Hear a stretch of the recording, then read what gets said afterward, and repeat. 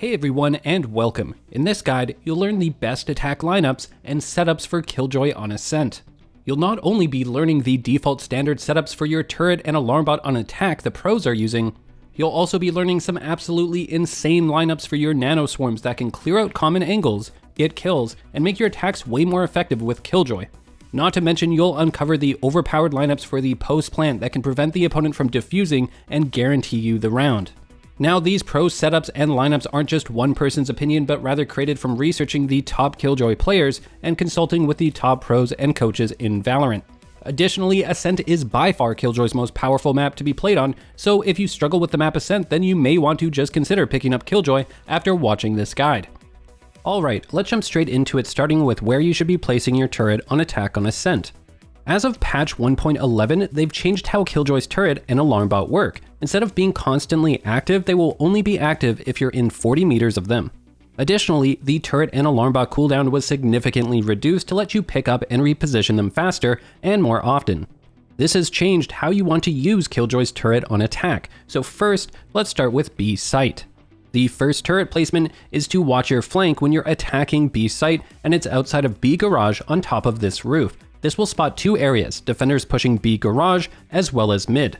You want to right click to turn the turret towards you and try to put it on the leftmost edge. This is because a really common mistake players make is putting the turret too far back on this roof. This will actually cause your turret to only see a small sliver of mid, resulting in enemies being able to run past without getting hit by any of the bullets. By placing it closer to the edge of the roof, you'll see more of mid. Now, don't worry, even with the changes, this turret won't deactivate even if you run into B site and plant in the default spot. Instead, you'll have to be on the left side of B site for it to actually deactivate. Now, the alternative to watching the flank is to use your turret aggressively to help clear and scout out angles for you as you push into site. For example, instead of peeking into B site, you can place your turret for you, and based on where it shoots or where the enemy shoots from to destroy it, you can get an idea of where they're playing. And lastly, with the cooldown now being reduced to 10 seconds when you pick up your turret, you can also pick up your turret once you've made it onto the site to then position it on site for the post plant. For example, on B site, the best post plant spots are either here on top of the boxes, with the idea of it catching enemies once they've committed to running into site, or you can place it on top of the site boxes to get earlier intel. Either spot will work. A good idea is to constantly switch up between these two spots when you're placing it in order to catch the enemy off guard and make yourself unpredictable. In terms of which attack turret placement to use for B site, I highly recommend the flank turret as it's very strong at shutting down the common flank path from mid by defenders. Then, once you get control of the site, pull back your turret and place it on either of the two spots shown if you plan on playing the post plant inside of B site. Now moving on to the turret for an A site attack, you have this spot here in A lobby. This is great as it will catch defenders pushing through top of mid as well as A main. The downside is once you've actually committed to A site, it will deactivate with the new changes. For this reason, it can be more viable to use your turret aggressively to clear angles instead when it comes to attacking A site, since the defensive turret isn't as strong. Additionally, the A flank doesn't come as fast, so it's not as common for defenders to push behind you. Either way, once you get control of the site, pulling back your turret to reposition it for the post plant will be much more common on A site attacks, and you have two main spots to go for. First is here in the corner. This is the most passive turret placement. It will trigger when people drop from A heaven or push in from switch. Second is on top of the generator. This will spot enemies when they're A heaven, deeper into switch, as well as A lobby. The generator spot is definitely more powerful, but as mentioned before, you still want to swap between these spots to throw the opponents off. Now, you aren't always attacking A site or B site on Ascent, as mid control can be quite important. When going for mid control, you have two key turrets. If you're coming from top of mid at the start of the round, I highly recommend you do a jump strafe peek to clear out any operators holding the angle at the start of the round. Once that's cleared, immediately place your turret in this spot. This will give deep vision into market, while also watching for the catwalk push. With that being said, the strongest mid turret definitely comes from B link. From here, you can move against the plant and jump to place the turret on top of the wall. This will actually spot several common angles, such as this spawn wall location a lot of operator players will be at, the close right spot at arches, and of course catwalk. This even goes so far as to cover some of the flank from top of mid. And the nice thing about these mid-turret placements is that the activation circle can reach quite far, so you don't have to pull them back to reposition until you're pretty much either on site or already committing to the push, at which point the original turret placements mid won't be needed and you can pull your turret back to place it in one of the post-plant positions covered earlier. Alright, with that out of the way, let's get into the good stuff. Nanoswarm lineups starting with a site. When you learn lineups, it's important that you understand what the common positions are that the defenders will be at in the site.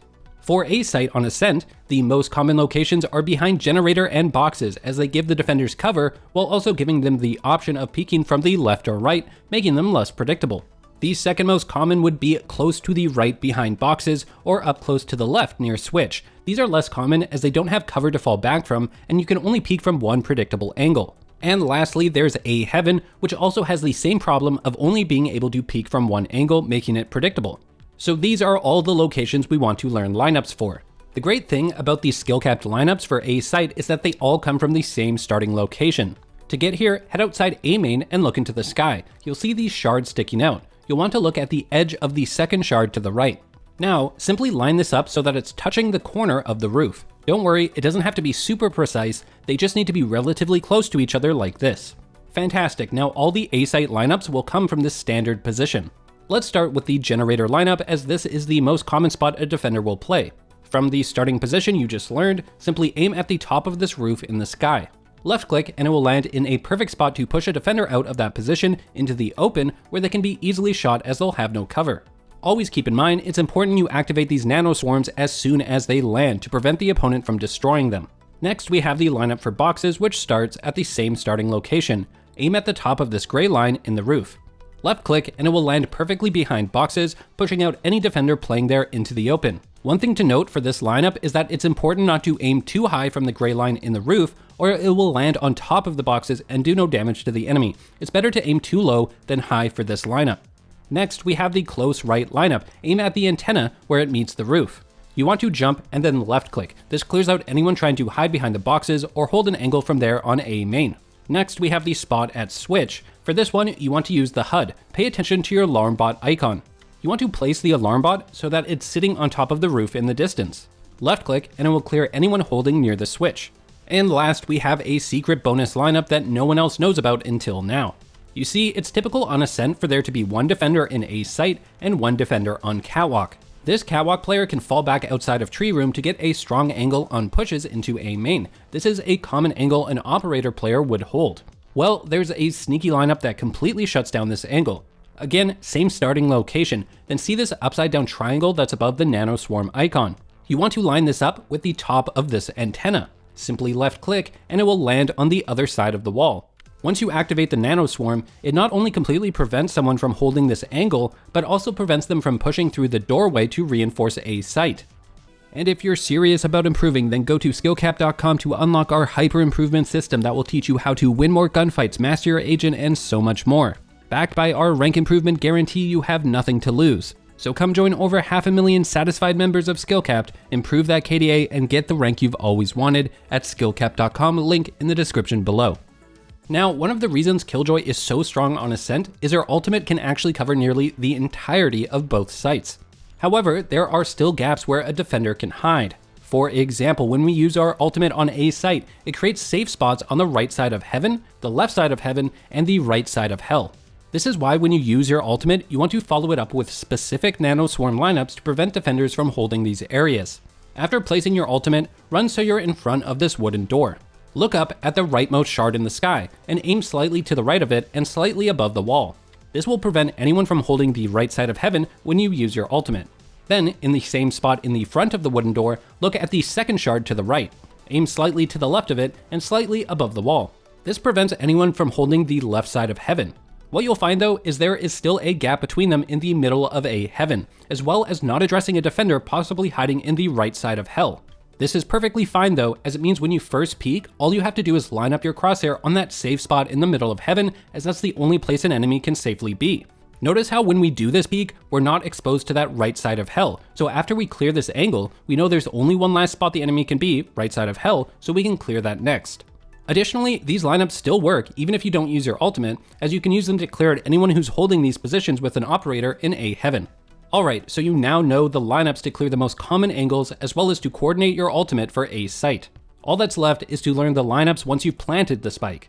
You see, once the spike is planted, most Killjoy players immediately drop their nanoswarms on top of the spike. This will not work in mid to high elo, as players will be looking out for this and simply destroy them before they ever even defuse the spike. Instead, what you want to do is learn specific lineups so that you can throw your nanoswarms from a distance and then immediately activate them. This accomplishes the same goal of preventing the enemy from defusing while also preventing the enemy from destroying them. In order to master this, you first need to understand the default plant spot for a site, which is here in front of generator. This is the quickest and safest spot to plant at when you enter the site due to cover, and is where you want to plant the spike if you have it or where it is most likely for your teammates to plant. The first post-plant lineup comes from Wine. This is one of the best spots to play from since you're close enough to the spike to peek it if you have to. Get into this corner in Wine, and then line up the corner to your left with the second dip of this broken roof. Then, you'll notice there are some bricks that are much whiter than the others on the wall to your left. You'll want to aim at this one, making sure your crosshair is aimed slightly to the right of the wall. Left click and it will land at the default planted spot. As always, you want to activate this as soon as it lands to prevent the enemy from destroying it. Now this lineup was shown having material quality set to high. However, it's much easier to do this lineup if your material quality is set to medium or low. This is because the white bricks will stand out far more. All you have to do is find the white line that's by itself and aim below it at where the other white bricks start. The next post-plant lineup comes from a lobby. Now you may be wondering why you would need to learn this lineup if you can just use the lineup in Wine. Well, the enemy will catch on to what you're doing and instead of defusing will just aggressively clear out Wine the next time they need to defuse. So once your Wine lineup is revealed to the enemy, you can switch to the safer A lobby lineup next time. Head into the corner of this box, then look at your Alarmbot icon. You'll be resting it on top of this piece of the wall in front of you. Another way to remember is to place the tip of your finger so it's touching this corner. Then left click and you'll be able to stop diffuses on the default plant spot. Now these lineups are great when you're playing in A main or lobby, but sometimes that's just not possible. If instead you're near Catwalk, you can move into this corner, then look at your turret icon. You want the barrel of your turret to be at the right side of this notch in the cable. It's very important you don't overlap the turret's barrel on top of the notch, as it will completely miss. It's better to be too much to the right of it.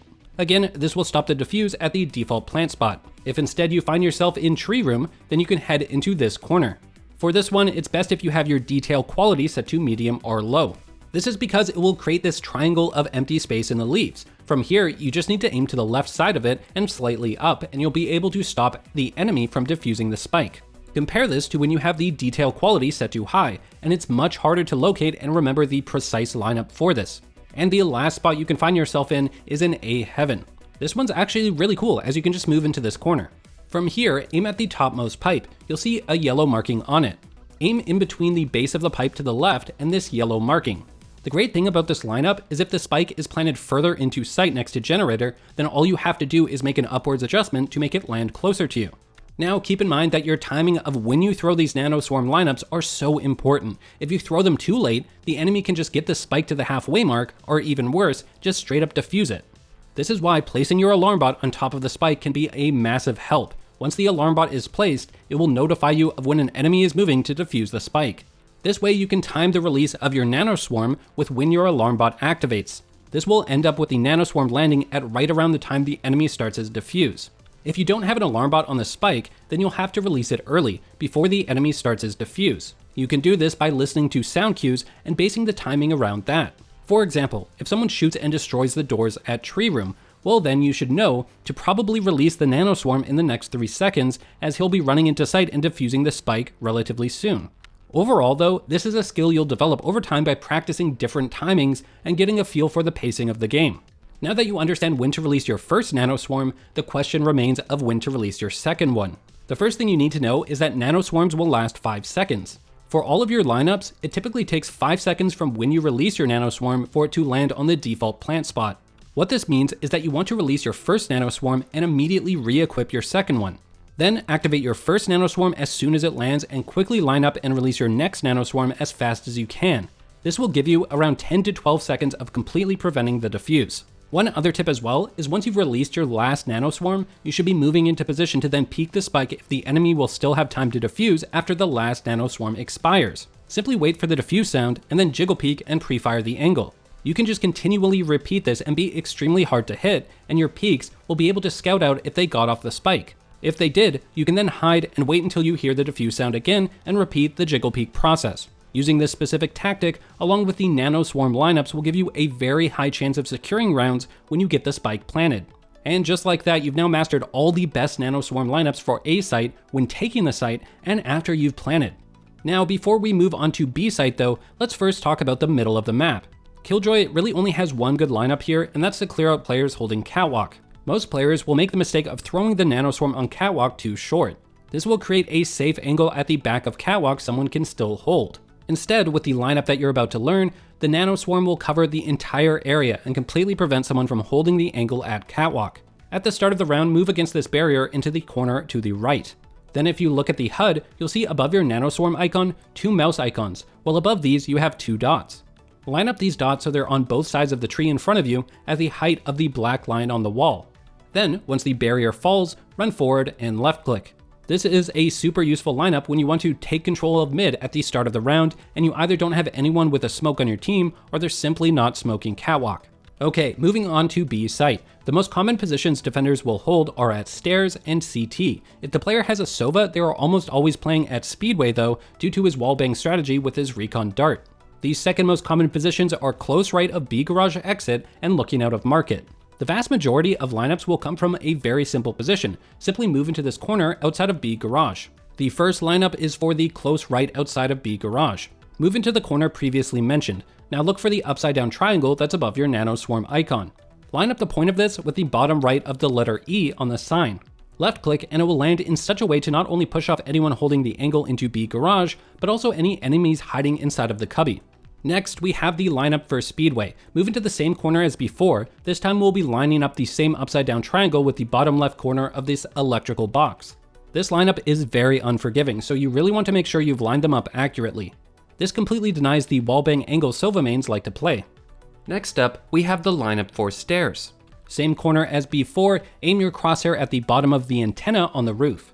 Then jump and left click. This prevents anyone from holding the stairs angle while also giving you enough time to move into B garage before it lands so you can move into B site off its activation. The next two are for CT and market and the position changes to inside B garage and you'll see shortly why that is. The first lineup for CT, you want to move against this left wall as much as you can, then look at the second window on the right. Keep hugging that left wall while moving forward until you see this top point of the roof through the window. Then continue forward until the point of the roof is hidden behind the left side of the window. Then aim at the bottom right corner of the other window and left click. This prevents anyone from watching the entrance to B site from CT. The market lineup comes from the exact same position. Move against the left wall, look through the same window as before, and simply find the white generator. Place your crosshair on it and left click. This one is pretty forgiving, so the lineup doesn't have to be perfect. This will prevent anyone from looking into B site or B garage from market. Now, the reason why these two lineups are from inside B garage is because of how Killjoy's ultimate works on B site. When you place that ultimate, it will cover all of B site, but the enemies will still be able to watch you from CT or simply quickly re-peek from market as soon as the ultimate expires. Because of this, you need to nanoswarm these areas with the two previous lineups mentioned for market and CT. This can allow you to run into B site much safer off your ultimate. Additionally, you can actually activate these early on to prevent enemies inside of B site from being able to run out of Killjoy's ultimate range without taking damage from the nanoswarms. Alright, now that you understand how to nanoswarm the common positions defenders will hold, along with how to execute a proper B site take with your ultimate, let's talk about the lineups for once you've actually planted the spike. The default plant spot for B site is here behind the boxes since it gives you the most cover and safety while planting. The first lineup comes from the most powerful spot, the cubby in B garage. This is a great spot since you can choose to peek on defenders who are preparing to move into site, or quickly peek the diffuser if your nanoswarms have expired and they still have time left to defuse. Head into this cubby at B garage, then move to your left until you can see this box shape between the two corners.